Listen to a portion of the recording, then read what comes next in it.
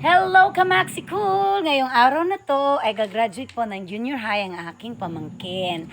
At ako'y susunod sa kanila dahil ako'y nahuli. Kaya ayan, mag-isa tuloy ako ngayong rarampa. Wala si Mudra na una na. Ayan, nasa gym na ako. Ayan si Mudra. Oh, pose na pose. Ayan, ang beauty ng Mudra ko. Ayan ang aking kapatid at ang aking pamangkin. O ayan, sabitan na natin ng garland. Ang isa ay pera. Ay, sana all for the go. May pera na naman siya.